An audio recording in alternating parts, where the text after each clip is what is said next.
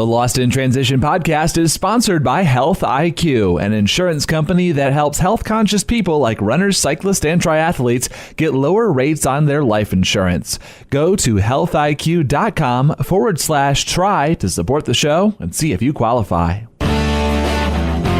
Welcome to the Lost in Transition podcast. I'm your host, Chris Gerard, joined by Lana and Derek Tingle here in just a minute. Going to be doing a roundtable for the next several shows about planning your race season, individual races, and how to review after each race to make sure that you're getting the most out of your triathlon experience. Also, some special guests coming up in the next couple weeks. We talked to Susan Lakey, just authored a book, Life's Too Short to Go So Effing Slow. She writes for Triathlon Magazine. Going to be a lot of fun to talk to her. And then also Alfred Dockery of the blog Swim Bike Stumble is coming up to give his humorous take on the world of triathlon. Looking forward to talking to him as well. Tonight's topic, we're going to kind of take the 30,000 foot approach to planning your triathlon season. And Lana and Derek will help me go into that just a little bit. And remember to subscribe on iTunes, Stitcher, Google Play, the TuneIn Radio app, also available on YouTube, and listening online at the website losttransition.com, Facebook, and Twitter for all of our updates. And without further ado, we welcome in Lana and Derek. So we're here at the beginning of the race season just about, and it's time to talk a little bit about planning 2018. Now, some of us overachievers have already done that, but if you haven't, that's okay. We're here to talk about it tonight. Yeah. Lana Burrell, Derek Tingle here on the Lost in Transition podcast. How are you guys doing tonight? You're wonderful. How are you? Fantastic. Looking forward to the first race of the season, which only has one sport, but has 31 long miles of running involved. Yuck. You could do it with me if you wanted to, Derek. No. Are you running around in tiny little circles for 3 hours? Actually, three big circles for about 5 hours. So. It is a pretty green way. I don't know if I could do 3 loops. So. 50K coming up on St. Patty's Day. Awesome. So you get beer every mile? You know, in fact, it's one of the few ultra races that has a strict alcohol prohibition due to being held on city greenways and public school property, i.e., like you will get kicked out of the race and arrested. Oh, bonus. For booze. So that's a hard no. Gotta love the Bible Belt. Man. Fantastic. Fun. So what's everyone racing this year? I know we've got some stuff on the schedule. All kind of stuff. Yeah, my race season actually kicks off with a duathlon in a couple of days. You're not getting in the water this time of year. But I'm not getting in the water. No, 56-degree water. No, absolutely not. No, this is, and we'll talk about this in the show today, but I've got a duathlon. This is what I call a sea race. You know, it's basically my, dusting out, getting rid of the cobwebs, and trying to remember what it's like to race, since I haven't done one since October, so it'll be 6 months. Yeah. Definitely easy to forget, especially over the winter time.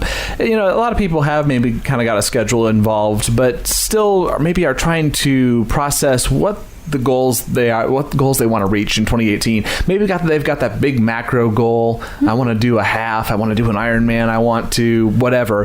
But we've talked about goal setting a little bit before, but it's good to remind people on, kind of what that goal setting process looks like. And for everybody, it's different. I mean, with the several athletes that I work with, some had goals laid out a year ago for this year, and some are still just kind of like, I'm really not sure, or, I think I want to do maybe this distance, or I definitely want to PR that race. So they tend to be all over the place. And the beauty of it is I don't think there's any right or wrong way to do it. There's actually multiple approaches for it. Yeah, I would definitely agree with that. I know when I plan my season, I just like to race. I race a ton. Yeah, you do. I really do. But I mean, that's for me. That just keeps me going. I like getting out there, mixing it up, and I still pick my A races for the season. I know kind of what I'm building for, but I honestly think I get a lot of my best, I guess, training in a race scenario. It puts me in that mindset. It really helps me to get out there and find those limits and try to push past those more than just going out and running around a track or doing power intervals on a bike. So you started with some A races. Did you have some goals in mind when you thought about those, or were you like, I want to do this race and this race? Mine kind of evolved organically, kind of like last year with Maui. It was, I didn't have a lot of a goal going into last season. It just, organically morphed into, I got the quali for Maui, and so that kind of turned my season there. Yeah. And then this season kind of started out the same way with, late last season I got the invite for USAT Duathlon Nationals, and then of course Triathlon Nationals as well, and I'd never done either of those, so that was kind of the first thing. I was like, all right, well, let's put those on the calendar. There you go. And then of course Xterra Southeast Championships, I like that race, and I don't have any intention of going back, even if I did qualify this year, of going back to Maui, but I just love that race, so that's kind of where I started with those three. And right, so you kind of had races in mind, Yeah. and you kind of fleshed it out and built around it from there. How about you, Chris? What do you tend to do for yours? What are you thinking this year? Yeah, well, this year is actually unique in the sense that there are fewer races on the calendar than I've had in quite a while. As I mentioned, the 50K, which is an off-season type goal, and then I'm jumping right into the half iron end of May, Memorial Day weekend, and then stepping back to an Olympic 3 weeks later, and then doing the full in August, and that's all I've got on the schedule. Okay, but that's still a lot, though. Well, that's a lot, yeah, certainly. Yeah. Not by frequency, but certainly still by volume. Right. Yeah, so not messing around with a bunch of little BS sprints this year. Unlike Derek, I do not like racing every weekend. Actually, I would if someone would haul my crap there and set it up for me and then take it back. If all I had to do was show up and race, I would race every single You're weekend. surprised how good at that you get after you This do. is true. You find out real quick what you don't need. Well, yeah, I've been there, done that, but it just still stresses me out. I could just show up and have things ready. I could be a really good pro. So, no, actually, you're a candidate for. I've always had this. Some races have pulled this off, but I've never seen anybody do it really well. Is like a VIP, package. If you guys are familiar with the Disney races, they do the VIPs for the guests. Well, thinking apply that same thing for the athlete. Where it's we'll set your bike up. We'll make sure your bike's clean and lubed and all ready for you. We'll get all your things there for you. All you do have to do is drive up and kind of do the finishing, and then when you're done, we'll clean it all up for you, and you go get pancakes or champagne or whatever, and have like set aside bathrooms and like a recovery tent. Yeah, there's a business here. I'm liking where this is going. There's an entrepreneur out there who wants to take a hold on something. It's more like what you really need is a roadie. Yeah, I really need a roadie. Yeah, I'm surprised. Actually, I'm surprised Ironman hasn't run with us more. It's another way to vacuum money. I'm surprised. Yeah, and people would pay it because what you're just describing is I would race more if I had to do less work. I heard cha-ching, cha-ching, because that's like, hey, I can get this guy to buy a race and maybe buy the package to let him do the race. So, yeah, there you go. Oops, I like it. Back in. Okay.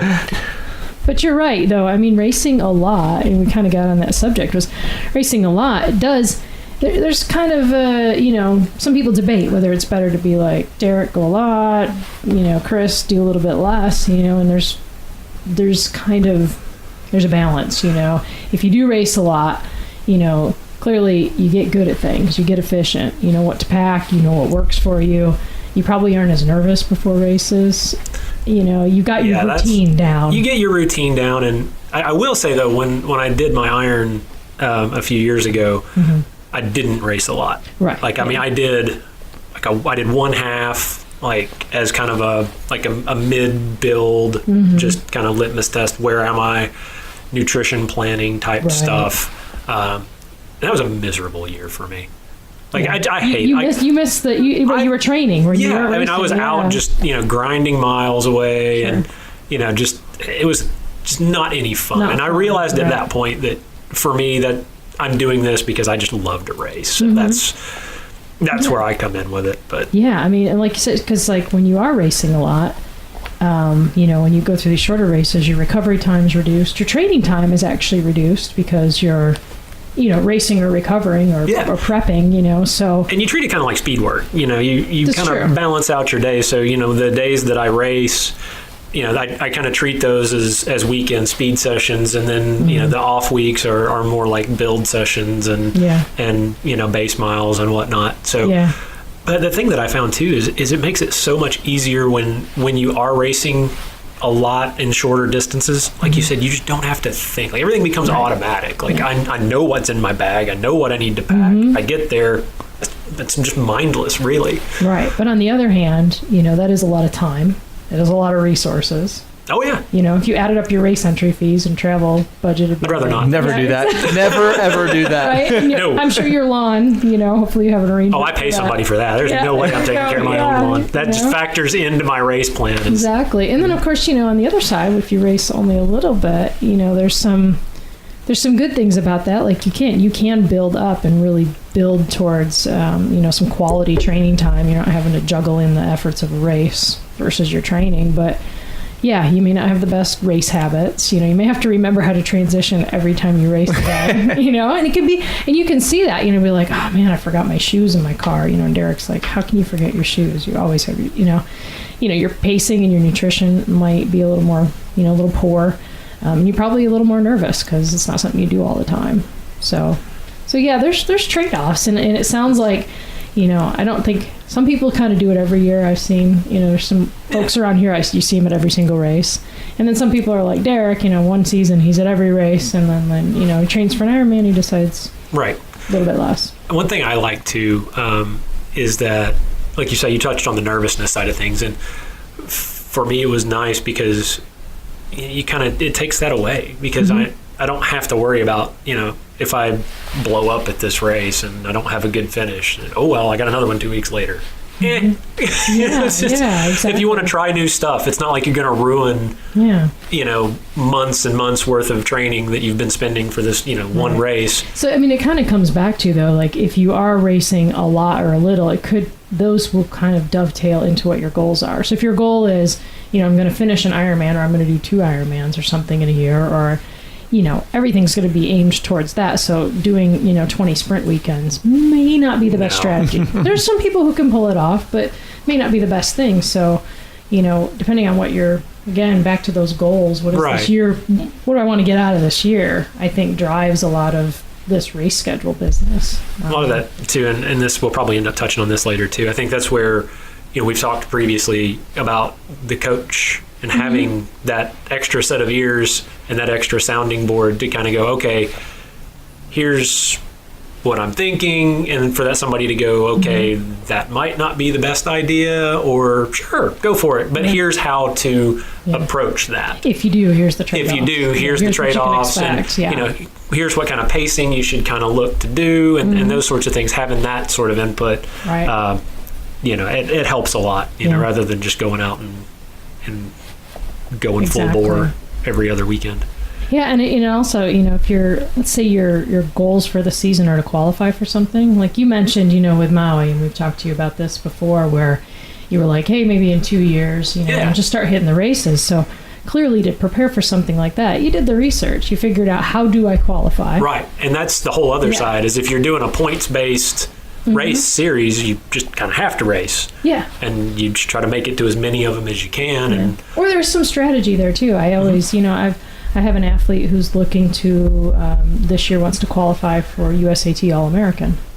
So part of that was a lot of research. And this athlete has done that research to figure out, you know, how many points are going to be needed, what races most likely to get points at, what distances, and then start to kind of work backwards into a schedule that if I do these races, I'm going to increase my chances of hitting these points and getting there. And I know people who are planning to try to qualify for Maui or Kona, or even making nationals. Yeah. You know, it's like, you know, some age groups are so heavy, and you may live in an area where you've got a lot of athletes, where there's like, you know, 40 people in your age group. You know, around here, it's like, hey, you know, 3 people showed up. One person showed up, I might get it. First thing that comes to mind here in Tennessee, we have the mixed blessing of having Kirsten Sass, the 2-time number 1 ranked female age grouper in the country. And just a year younger than me. Yeah.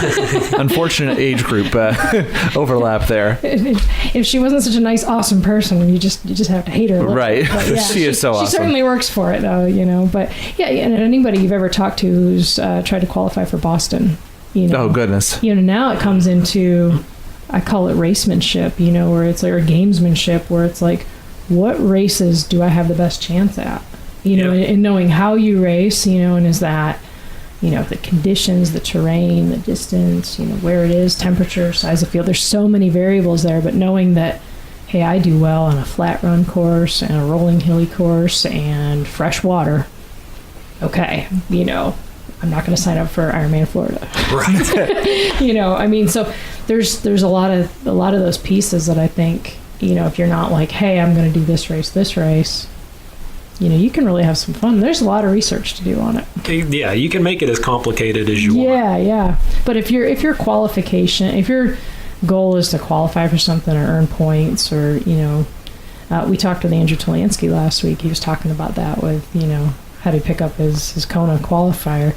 Obviously, the first thing he did was research the qualification system. And now he's looking at the race schedule going, how does this work for me? So, yeah, there's a lot. You can definitely go really deep into that. Mm-hmm. Or you can just be like, dude, I'm here to have fun. Yep. I want to see my friends at the races. My goal is to enjoy some triathlons, participate, bring some friends, high fives, pet dogs, and have a big time with it. And I think the sport needs all of these types. Oh, definitely. You know, and it makes for a very colorful. Because you imagine going to a race where everyone is just there to qualify, or everyone is just there to pet dogs. You know, that sounds like a good idea for a race, though. Yeah, you know, we just devolve into transition. Everybody just bring your dogs over, and we're just going to pet the dogs. But I mean, seriously. But I think having that variety of people's goals and intents, you know, makes for a kind of a lot of fun. Yeah, know? Definitely. And that's the gamesmanship. You know, you can carry that over too. Just if you're racing a lot, like one of the things I saw, especially, and I think we kind of touched on this too with the Xterra scene, is, you know, they're not all local races. I mean, they're all regional, but you're seeing a lot of the same people at all these races, and it kind of turns into like a brotherhood. So, and the cool thing about that is you can get that kind of gamesmanship and friendship and, you know, playful trash talking on Facebook and all that. It just makes for a really fun experience when you show up, and, you know, you're seeing these guys that you don't get to see all the time because they're not local. They're, you know, in North Carolina, or, you know, they're in wherever they are, and showing up and being able to race and just, you know, goof off and have fun with it. It makes it a lot more entertaining.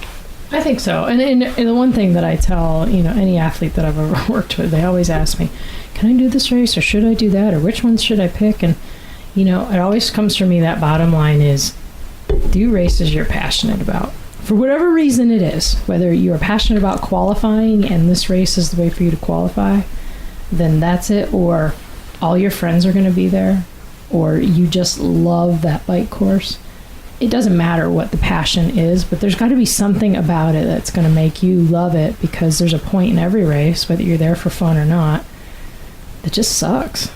Mm-hmm. You know, and I mean, if you go somewhere without a reason to be there, without some passion, some fire in your belly for it, it's just awful. And then you kind of like, why do I want to do this?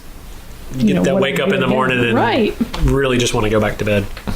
Yeah, and I think I think there's this healthy balance of being excited about a race, being nervous about a race, you know, but to get up and dread it, I couldn't imagine. No, especially for people like me. I'm not a morning person. Like, I really don't like to get up like 3 a.m. So you need a buttload of passion to get there. Yeah, it's like I don't want to roll out of bed and go, why did I not pick a better sport?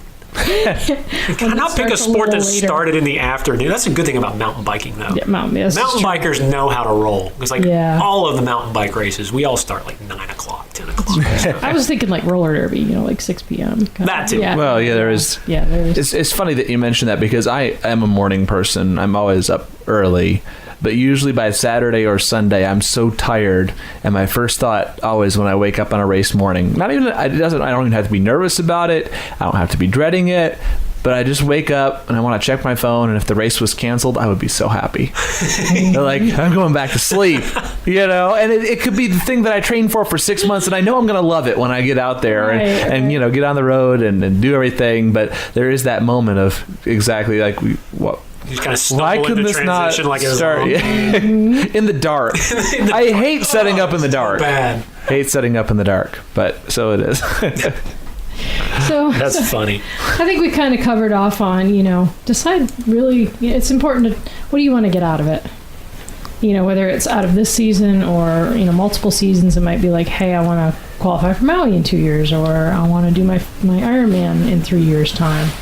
Or, you know, I just want to go have fun this year. I want to do these 2 races for sure. I think it's really important for every athlete to decide what is it that lights their fire about this and what they want to do, and then kind of flesh that out. And again, like you said, if you need a coach, or if you've got a friend who's been around who can be objective with you to bounce those ideas off of. And a lot of times people say, hey, I want to do this. And I'm like, well, have you considered this race or that race? I didn't even think about that race. I didn't know about that one. That's a good way too to utilize your local triathlon club. Yeah, you got absolutely. a lot of input from a lot of people in a lot of different races from a lot of different backgrounds. Absolutely. And so if you've got that triathlon club to lean back on, shoot that out. Hey, looking to do X number of races, or I'm looking for a great goal race for this year. I need to do it. I've seen it before. I want to do an Olympic in August. Yeah. What you guys got? Anybody out there? Yeah, so. Exactly. And if especially, I think about our, local club with Rocky Top Multisport. If somebody in the club doesn't know, usually they know somebody who knows. Yeah. In their second and third circle, you'll find it. And if you're like, hey, I'm looking for a race report for X race, you can probably get it. Just post it out there in the magical social medias. Yes. Boom. Find it on the internets. Yes. And it seems almost like triathletes like to talk about their race experiences. Huh? What? Like, to the point where you're sick of hearing about it. Yeah. So there will be no shortage of information. Don't worry, he'll tell you. You better have some time, though. Yes. Oh, goodness. And, I think something before we kind of get even further down the road, and kind of mentioned a little bit, is, the logistics and the budget of this. Oh, yeah. It turns out to be it can get expensive fast. Yeah. And I've actually done it this year. I actually went and said, okay, here are the races I'm thinking about. Here are all the entry fees, just entry fees. And I was like, wow, that's pretty substantial. I did it at the end of the season last year. Oh, yeah. Well, we do it at the end, and we look at it all together with all the travel rolled in, and it's a pricey little habit. It is. Yeah, and you thought drinking and smoking were expensive. I know, but I try triathlon. Everyone has a vice. Yeah, everybody's got a vice. So I do think it's important to think about that, though, and also, do you have enough vacation time if you're going to travel? I think when you start traveling for races, I think a lot of this kicks in a little, more strongly. Yeah, it's true, and then there's the other side of packing up your bike, and you're going to ship your bike out somewhere. Then it's a whole other thing to get into, which I had never done until now. Like, everything I'd done was drivable. It's a lot different. Rolling out of bed, driving over, do the race, come home. I even drove to Lake Placid for Ironman. Yeah, exactly. So it's like, that's no different. It's just put the bike on the back of the car and drive. I'm just driving for 14 hours instead of like 30 minutes. But yeah, Maui it was like packing that, and that's a whole other level of stress. Yeah. Just unbelievable. Like, I went to the bike shop, to have them help me pack my bike up, but then I get there and I'm putting it back together, and I know how to put my bike together, but still, it's like, oh my God, I've got to put this mountain bike together, and I've got to ride it and not die. Yeah. Oh my God, did I tighten my stem or my pedals on right? That's a road I would not go down. Yeah, that was super stressful, but it didn't have any spare parts. It was all good. That's right. Pedals didn't fall off in the middle of the race. So do you guys like to, do you put your races on your calendar and then fill in as you go, or do you kind of like to have it all laid out at the beginning? I generally I don't do many pop-up races. It's pretty much planned. Being once again the cheapskate, I'm signing up as soon as everything's open. Okay, so get that out of the way. I'm really thinking through, honestly, of the 6 years. This will be my 6th year in the sport now. I did a race up in the Tri-Cities area with a couple weeks notice.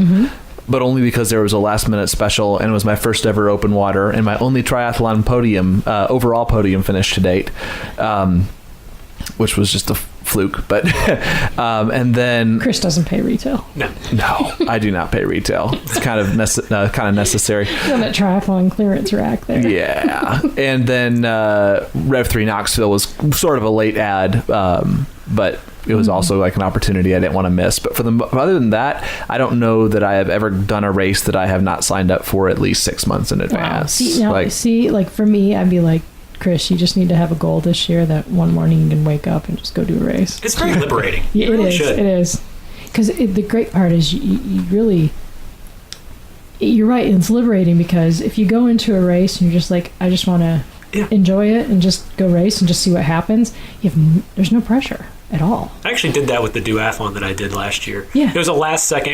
I realized that I was one race away from my team. My team requires 5 races, not sanction races, but target races. Right. We have a bank of races we can pick from, and I realized like late in the season that I was missing one, and I was like, oh crap. Then I saw this one race showing up, and I knew it was going to be a duathlon. They just changed it like a couple of weeks before. Right. So I was wishy-washy back and forth. Finally, I was like, what the hell? I'll sign up for it. Then I won it. Yeah. Like overall won. Right. First, only overall win I've ever had. Yeah. And I signed up like 2 days before this race. The race you didn't plan for. The race I didn't plan for. Yeah. So, I mean, and I had no expectation. First duathlon I'd ever done. Only duathlon I've ever done to this point. There you go. Yeah. There you go, Chris. There's your homework for that. Sign up like 2 days before a race. You'd be like, go. Yeah. And Derek, I know you kind of lay things out ahead of time. Yeah, I do. Like we said, I pick my A races, and then, of course, like I said, with the team obligations, that's the other thing. I kind of have to place those in next, and then from there, I go back on my wish list of, which I'm always keeping. Like I've kind of got just a list of races as I see them that look interesting of, hey, I want to do this race sometime, or hey, I did this race a few years ago. I want to go back. Kiowa was one of those, which I'd actually signed up for last year, and the whole hurricane and all that. So it worked out. That worked out. But and then I kind of fill in around with those kind of wish list races around obligations and A races, and it ends up fleshing out to a pretty nice season. Like I said, this year I've got 12, 13 races, I think, maybe overall, from starting in April with duathlon nationals and all the way up through October with Swim Run North Carolina. And there's another Xterra. They moved Blackwater from early April to late October, mid to late October. So if I can get back down there, that's a really awesome race. Flat, fast, fun. There's a super sprint that I'm trying to convince my wife to do. If we can, Everyone on board, everyone listening, we need to let Amanda know. Yes. She can do this race. Oh, yes. She's all right. Totally ready for it. Now you're committed. It's public. She's going to kill me for that. We'll wait a little bit. Let me know when you want this released. Don't you have it on a day that you're on good terms. Yeah, okay, right. So just whatever day I feel like sleeping on the couch. Right. Dang. So this year I've got, the theme was National Championship Tour. So we've got the Duathlon Nationals, we've got Triathlon Nationals, and potentially in November, Aquabike Long Course Nationals. And just to sort of a benchmarking, it's hard because the Dew Nationals is so early in the year, April, and I know I don't plan to peak for that at all. And the way I'm performing right now, there's not the intention whatsoever, but I'm like, hey, I'm going to go enjoy it, experience it. Maybe nobody else will be peaked either. Yeah, exactly. I'm like kind of hoping. Just be like the best, the best of the mediocrity. Yeah. So I just want to see where I rank, because I haven't done the Triathlon Nationals. I didn't do it either year at Omaha, and I didn't do the last year in Milwaukee. So I did the first 2 years in Milwaukee. So this is kind of a check back in, and the Aquabike Nationals, for anybody who might be interested in that. See, here's the thing. You don't have to qualify to go, and it's generally a pretty low participation, so your chances of qualifying for Team USA for Worlds are actually pretty darn good. And now you've told everyone. Yes, so everybody can go. I've heard it's a fantastic race, but really, honestly, that's such a unique opportunity, so I've kind of looked at that. So I've got those. Where is that race this year? That's going to be in Miami. It'll be the third year in Miami. It's actually a freshwater swim. Oh, wow. Yeah. So now you all know, but don't tell anybody else. This is our secret. It's a 2,000 listeners only meters swimming and 56-mile bike, and done. So I'm pretty. And we're not committed fully because it is out in November. And that's forever away. So we've got plenty of time. That's also hurricane season, if I'm not mistaken. Yeah, maybe November, Florida. Yeah. So we'll see. But I put those on the calendar first, and we also wanted to do Lake Placid half. So we registered for that right away because we knew it would kind of go out. But everything else, I've only paid entry fees now for just a couple of races. Yeah. And usually we wait. We're not worried about the early birdness because life is pretty fluid. Yeah. So, but generally when I've got like, that's why I'm doing a short duathlon this weekend is, again, like I said, get rid of the cobwebs, remember how to race. So when I show up at nationals, I'm like, oh yeah, I've already done this once. And I always recommend that to everybody. Yeah. Is have kind of, not a throwaway race, but call it a training race. Just always have something in there. Or if it's been a long time since you've raced, like Chris, you're going to go out and do your full in August. And I'm thinking you might have a long gap in there. So even just throwing in a sprint or Olympic somewhere in that month or two beforehand, you know, good stimulus for training, but Right, also exactly. like gets you back into the mindset. So when you get to the full, it's not like, At least though in a full, Yeah. you're not like transitioning on the fly almost. Like Yeah, it- no, Right. it's more like I'm going to walk that Yeah. transition. you just kind of like Be the first lumber one into I'll the ever take tent easy. and yeah, but there's something to be said Take for a just slight that race nap, focus, have you know, and where your mind is at. Yeah. So just ask Blake, you know, Yeah. just wander into the tent and camp out for have a sandwich. have a sandwich, take a nap. I swear he went over to that Chinese place, got a bowl of rice or something. Oh gosh.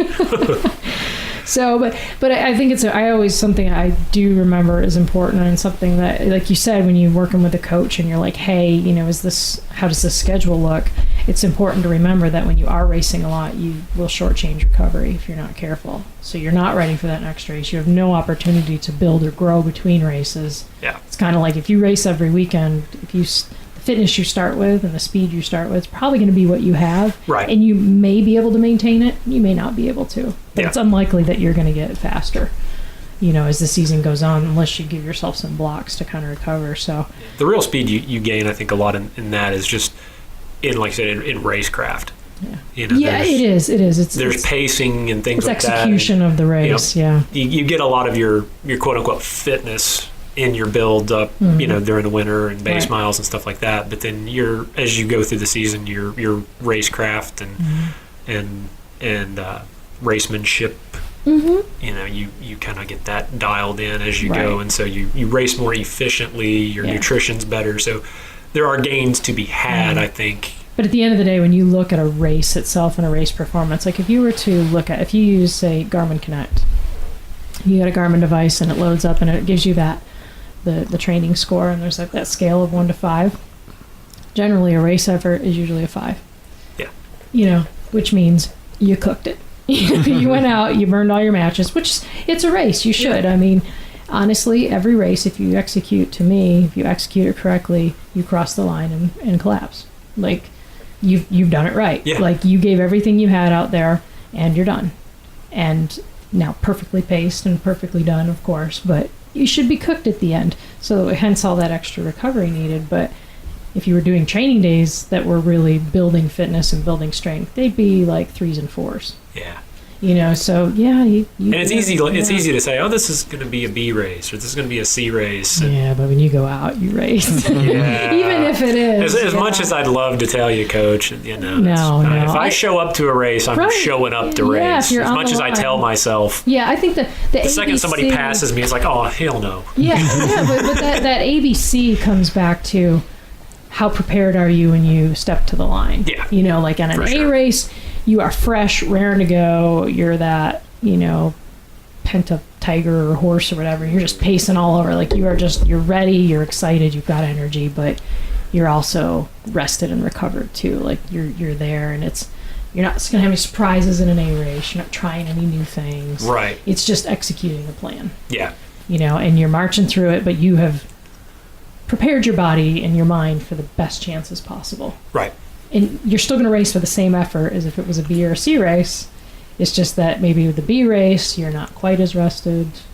Right. You might be trying out something new or tweaking a strategy. Or you signed up like Or 10 hours You're like, hey, before, maybe, you know, to me that might be more of a C race. you're browsing depending on where you're online at. and Yeah. oh, hey, that looks fun. Oh, it's tomorrow. Yeah, Great. and to me, a C race is just like a supported training workout with friends, like you Yeah. know. But you may be tired going into it. You may have just had a big block and you're finishing it with the race. That's definitely a race where you're kind of just seeing what does it leave me like, Yeah. and you know the results are the results. You know, as far as placing and podiums and all that other stuff, you can't control that. You know, if 10 people show up because it poured buckets, well, and you won it. Or, Yay. you know, 1,000 people showed up because it was gorgeous and everybody had that day off. You may be at the bottom of your age group, so who knows? But yeah, I think it's important when you're considering how the season plays out. You can't have a whole bunch of A races. Every race cannot be an A race, because otherwise you'd race and then you'd kind of chill out, do a couple short workouts, and then try to go again. Yep. Or it can't be C races either, because you would never really, I think, prepare and enjoy for. Yeah, and something else to think about, and this we haven't touched on yet, is injuries. Yeah. And, we as triathletes don't tend to, at least me, don't tend to really rest as much as we should. We just kind of pretend that injury didn't really happen, tape it up, and I'll run again. Maybe it won't hurt this time. Maybe it won't hurt this time. Maybe it won't hurt till mile 4. Yeah. But, that can play a lot into, if you're racing a lot, you've already signed up for a ton of, last year I had a mild calf issue that I was dealing with all season, just because I couldn't rest it. I'd already signed up for races, and I was fortunate it was mild. I just taped it up, and but again, it shifts your strategy. It does, and it comes to something. It's almost something that it's happened. It's not really out of your control. Now you have to control some other things to keep it from. Again, what's the goal? If that's the last race of the season, if it's Kona and you're going for it, well, you're going for it. If your leg falls off, okay, I went for it. But if it's, an ITU series and it's race number 3 of the season, maybe worth missing. It may be, or soft pedaling through it until you feel like you're done, and, or you just do the swim and the bike. Maybe you don't run. Yeah. Go, do back off your run a bit, get what points you can. Hope somebody else has a really bad day, and kind of go for it that way. It kind of takes that. I've seen a lot of different adjustments, and that's such a personal thing. And again, what am I hoping to get out of this year? Yeah. And is this something I can live with long term or short term, or you're right. Injuries and knowing how to recover too. I think and it's different for every person. Do you go to somebody to have a massage done? Because let's face it. It's a solo sport, but it's a family affair. I've got my support crew, and they know who they are. My chiro, my massage therapist. Those guys are they keep me rolling, and that's huge for me. I'm a big proponent of massage and chiro, and if you really get good at this, if you're planning your season or you're working with a coach or whatever, and let's say you're using a periodized approach, which by and large most athletes are, especially if you've bought a plan or you pull out a magazine. These days, everything's pretty much periodized, but you can periodize your recovery modes. Like for me, it's like I have my massages on a 4-week schedule. Yeah, that's... and it's like I work it in because I know that's going to be a lighter week. So I can get the most benefit out of it. I do also, and I try to go, to make sure that I've got, if I know I've got, even for some of my B races, but for my A races especially, it's like I try to get something booked for massage like the day or 2 days after, just to get that recovery process started, because I know I'm pushing really hard. And, same thing if I've got races coming up, I'll try to, bump up the extra massage session or whatever. But again, that you got to factor that into budget, because, those aren't cheap. Those are worth buying in packages. Definitely. But they are, absolutely invaluable in my personal opinion. Well, and true, it can also be a reward, a carrot, if you will. If you're doing a race and you're not sure about this first open water swim, or... I've never biked 56 miles, or you're worried about, give yourself a little reward afterwards for like, hey, you did the work, That usually falls for me. That's more like cheeseburger and a milkshake. Trying to get away from the food rewards for everything, but definitely massage. Sorry. Former fat guy, remember? Oh, I know. No, believe me, I'm always like, let's go eat, of course. It was like the best thing when I got finished in Maui. It was like there's a little burger shack that's right by the beach, and you smell it every time you walk by. Oh, yeah. So like 3 or 4 days when I'm there before the race, I'm like, I'm going to that burger place. As soon as I get done, I'm going to that burger place. And I did, and it was delicious. Health IQ uses science and data to secure lower rates on life insurance for triathletes. There's a lot of great information on their site, healthiq.com. A lot of frequently asked questions up there that help you learn a little bit more about what they do. In a nutshell, Health IQ takes healthy, active people like you and pairs them up with life insurance companies, and you can save up to 33% off of normal term life policies. And because they are fixed term policies, those rates are not going to go up if you get sick. Those premiums are fixed for the entire life of the policy, and so it's really important to lock in a low rate if you're going to have, say, a 10-year term policy. Small details can have a big effect on your rate. Everyone knows about the regular stuff with life insurance policies, your age and gender, health history, whether or not you smoke, your medications that you may be on. All of those are pretty standard things, but the more proof you can provide via Health IQ to a life insurance company, the more they may be willing to give you a discount. Health IQ makes you actually prove this through some race results or other methods. You can find out all about those qualifications on the website. If you're listening to this show, chances are very good that you would qualify for a Health IQ policy. Support the show and check out your life insurance options today at healthiq.com/try. That's healthiq.com/TRI, or mention the promo code TRY when you speak to a Health IQ agent. So whether you're going to sign up way in advance like me or last minute, either way, you eventually got to put down the money and actually do the race. And before you do that, it's really important to do your research. Yeah, before you pay the money. Because, well, sometimes it's good just not to know. Well, it can be, but, I think of every single athlete, and I know the three of us sitting in this room, you can probably have a story or 20 of something that you didn't know about a race till you got there, until afterwards, and you're like, had no idea. Yeah, we all have it, and some are big, some are like 15-foot ways big. Yeah, exactly. And here's the thing: you talk to, and I would bet this is probably in the top 3, maybe the top pet peeve for race directors, are athletes that don't do the research and don't prepare themselves before they show up. That's top pet peeve for me. Just I know, as a fellow athlete. It's like, what do you mean you didn't read the athlete guide? Oh my God. Nothing drives me more insane than sitting through an athlete briefing with people that are asking questions that are like page 2 of the athlete guide. It's like, freaking really? Mm-hmm. Not that I'm opinionated. No, but I mean, like, I just think of some of the kind of the big things that stand out to me, like the common surprises, like split transitions. Yeah, know that before you sign up. I mean, and really, I'm a proponent of know this before you pay your money.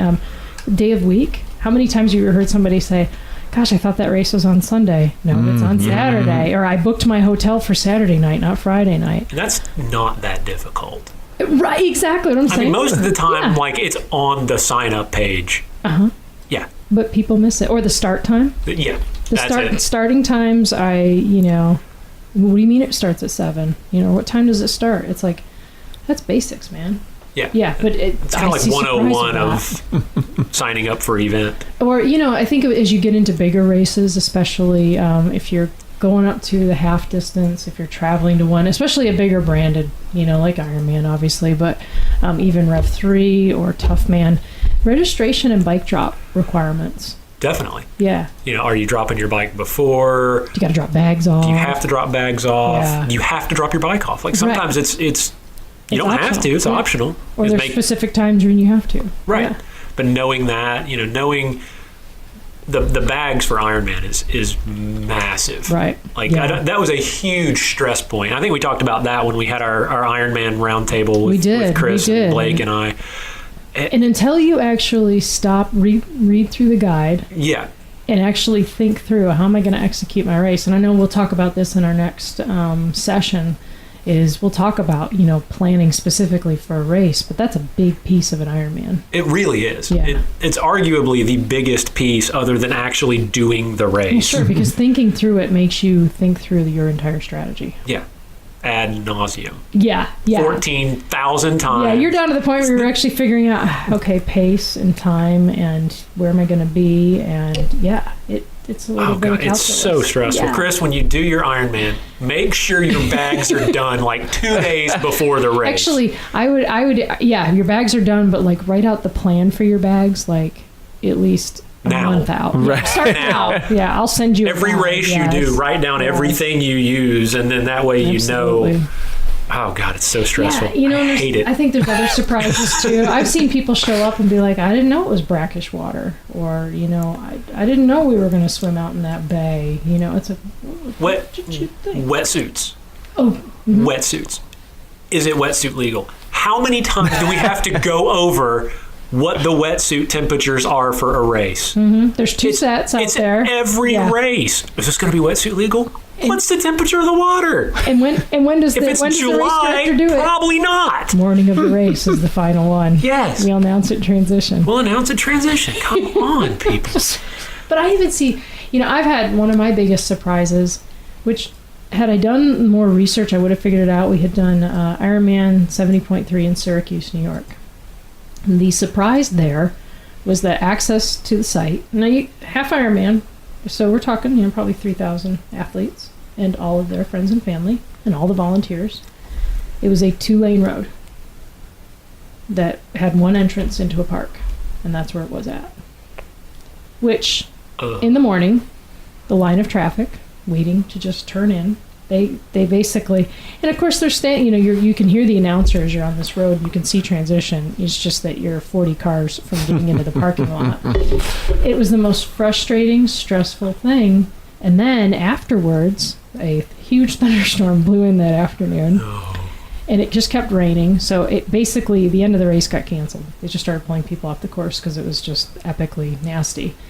And we're trying to get out of the parking lot, which was at that point now a muddy field on a slope, and still one road to get out, and the run course actually crossed the entrance in and out of the parking lot. So when people ask me about that race in particular, which I will never do again for those reasons and some other issues, but I would never do that race again. But it's the one thing I tell them about is make sure to arrive extra early. Because sitting there stressing out that you only have 5 minutes to unpack your car and get transition set up before your wave starts is not the way to start your day. And then knowing that afterwards, if you have to get out of there, we didn't have any food in the car. And that was the biggest issue because they basically had the post-race food got shut down too because of the storm. And again, it's out of your control, but still, now I always have extra food in the car. I have extra dry clothes in the car. I mean, and this just comes from experience. That's huge. It was massive, and it's something I wouldn't have thought of, but now I think of that. I look at a map. I'm like, how are we actually going to drive in there? What time do we need to drive in? Do I have to cross, do I have to pay a toll? Do I have to pay a gate entry? Do I have to get on a ferry? I mean, whatever it is. Right. It makes a difference. And if you don't have that kind of plan for it, and suddenly that's a new thing in your routine, especially, again, with traveling, it's usually when this stuff comes up, man. And I tell you, the other thing that I hear people get surprised about is always aid stations and food. Food after the race. What's at the aid stations and what post-race food generally is always man, I haven't eaten in 2 hours. I didn't bring anything. Well, my kids are hungry because I didn't pack anything for them. So, yeah, it's so to me, it's like. And let's go ahead and get this cleared up right now, just for all of you listening. Okay. Anybody new triathletes out, I'm going to save you the trouble of reading said athlete guide. Headphones are not allowed on course. You don't ever have to ask that question ever again. No. And no, you can't. If you want them to become a runner. Yes. Then most of the time they are. Well, and here's the thing. No, you cannot bring your iPhone with you. You better not get it found at least. Yeah, if you have it, it better be zipped up in a bag, tucked away, so that you have to stop. Well, now, aren't they being a little more lenient on that? Because so many people are using. They still are not allowing them for, like on course information. Like you can't have it up like as a bike computer. Okay, but you can can't have it in your pocket. You may have it with you, but they're kind of like. we better not see it. Right. You know, so yeah, if you have, because people are like, well, what if I get an emergency, or what if I go off the road and need somebody to pick up? And it's valid. Yeah. It's valid. So you can have it, but you may not have it sitting in front of you, or if you have it with you, hide it away. Yeah. Even if it's tucked in your bike jersey, or your kit, or in your bike bag, or even in your bento box, but it cannot be out like a computer. Right. And no, you cannot have headphones. And no, you cannot have headphones. And even if you like to bike with music, no, don't do it. Like, I don't care that you need to listen to Taylor Swift while you run. That doesn't count. Haters gonna hate. Yeah. That song always gets in my head when I kid you not. Like, Just shake it off. Shake it off, man. Shake it off. That song. That's an old one by now, too. It is, but it's been. I don't know. Well, it doesn't help when they play it in transition in the morning. Every time. I'm going to have to cut some of that out. We probably said too many lyrics. We'll have to pay for it now. Yeah, no. But Don't worry, you weren't on key. It doesn't matter. Oh, okay. That's right. It's a parody. Yeah. Fair use. man. So I guess, do your research. And if you can, if at all possible, one thing, and we'll talk about this in our next cast as well, but, when it comes to things like a travel race, I generally will go ahead and book the hotel, and anything refundable, I book that before I even book the race, because it's so easy to cancel a hotel. Yeah. But I always do that ahead of time, because I'm always, okay, hey, let's do Ironman Chattanooga. Do you know how much a hotel costs for one night in Chattanooga during the Ironman? It gets bad. And, hey, there's a 4-night minimum? What? You just That's the bad thing. Like, the hotel prices, right? I mean, they aren't that bad, but I mean, you're still talking 3 to 4 night minimum. Yeah, and I've not been to, and I've visited a few Ironman cities, during the event, and I've also been at them, and I've not seen that be different anywhere. It's generally it's a 3 to 4 night minimum, and then they're charging, event fees. Right. Most of these cities have figured out that this is a huge This is when they make a lot draw, of money. and they're going to make a lot of money. Right. So that, to me, I always look at that ahead of time and decide, hey, are we going to stay a half hour away? Can we actually come and stay for 4 nights? Right. So I always look at that first, especially on a big destination race. Then I'm like, okay, I'm in for $1,000 for a hotel. And I Okay. camp a lot for races too. Like, especially Yeah, I was about to say, I want to trade out an RV for races. Yeah. Then you got your food, your shower, your clean clothes, It's throw the bike really- inside. But again, you've taken a little bit of risk in there now. Now you're, hey, what if there's a thunderstorm? What if something goes wrong with my trailer? Yeah. And plus you're probably staying, depending on when the race is, you might be staying right at the race start with that. Yeah. But See, that's brilliant. You That's- may also be a half hour away. That's yeah. that's absolutely, like, that was the best thing about Blackwater last year when I went down there. Like, the camp row that I was on was literally 200 yards from awesome. transition. So, like, I rolled out race morning, like, roll out of bed. But here's the thing. If you research that ahead of time and you're like, hey, look, lodging's only going to cost us like $20. Now you're like, yeah, of course we're going to register. Versus, hey, lodging's going to cost us over $1,000. Yeah. And we haven't even eaten anything yet. Or tried to get a table That somewhere. was the biggest. I think Who needs to eat? Right. Enough food. We're just triathletes. Yeah. I was like, that was the thing with Lake Placid for me. It was like, I was expecting an expensive lodging bill, but that was even beyond what I thought it was going to be. I mean, it was worth every penny. Oh yeah, but it becomes because we did it right. Let's be real. We did it right. This is true. Yeah. But gosh, I was like, I mean, just factoring that into how much that So whole travel event. races, that's definitely where I'm like, I always look at that, and then look if you're going to fly. What airlines are available? How much your bike fee is going to be? I mean, to use that, or can you use bike flights, or is there like tri-bike transport or something that you can use? So those are all things that you can research before you actually drop the, $500,000, $700,000. Or is there someone there in transition with a similar looking bike that you could accidentally jump on? Yeah. Or can you rent a bike? I mean, Right, yeah. if it's realistically, if it's a go for fun race, I mean, look into or a shorter race, borrow bike, rent bike. I won't want to rent one for an Ironman, but gosh, for a sprint or an Olympic or something. I've done that as a relay. I've gone Right. and somebody's like, yeah, I'll bring an extra bike for you. I was like, good, because I'm going to fly down and not bring a bike, and I was doing a relay. Let's face it, the bike was the worst part of this whole bike's the sport. hardest thing, really. The bikes suck. It's challenging. It is challenging. The running races and even the swimming isn't bad. The bikes are where the challenge comes in. Yeah. It is. And then you got to transport it around. Like this weekend, we rented a minivan. so we could. Minivan was rocking. This will be the only we did time that in Maui. I've made a conscious choice to drive a minivan. But really, it's because we'll have 2 bike boxes and 2 bikes. Yeah. And 2 people. So I was like, yep, minivan. Yeah, the minivan's brilliant. That was the best idea we had when we got to Maui. I was like, yeah, we need a minivan. Yeah. Yeah. We have a small bus. Thank you. That'd be awesome. Yeah, because we like 17 suitcases and a bike bag. I do like the RV idea, and I know that the pros, Heather and Trevor Wordley from Canada. Yep. They're in their RV now. They use it for training and everything. They just have their little home on wheels. I follow one girl on Instagram, and she does that. She lives out of a van, and it's cool because you down by the river. Glimmer. No, it's fine. Anyway, but yeah, it's like she posts time lapse of packing the van from inside the van. And bike goes here, and this goes here, and this goes here. Like, that's so freaking cool. Yeah. And well, don't the Zephyrus have a tiny house too on the go? They built one at least. I don't know if they travel in it. I think they built one. I don't think they travel in it. Yeah, I'm not they sure, should. Though. They could hook a hitch up to it. I don't know. If they listen to the podcast, they should tell us. Could you clarify that for us?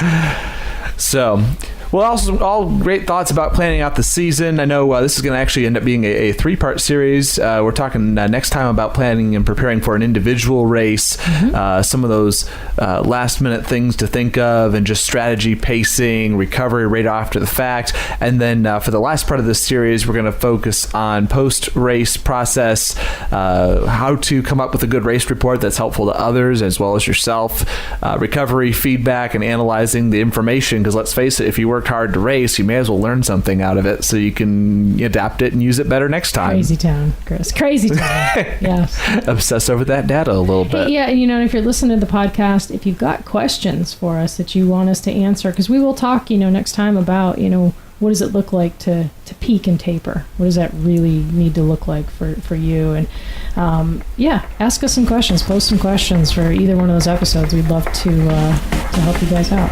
Absolutely. You can do that on Facebook or Twitter or via the website losttransition.com.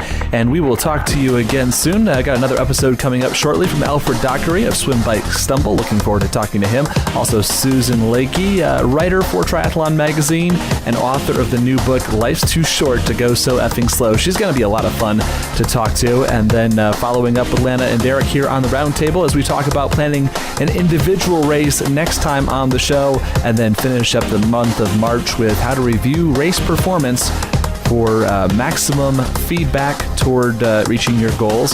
That is all coming up with the Lost in Transition podcast. Until next time, may all your transitions be smooth.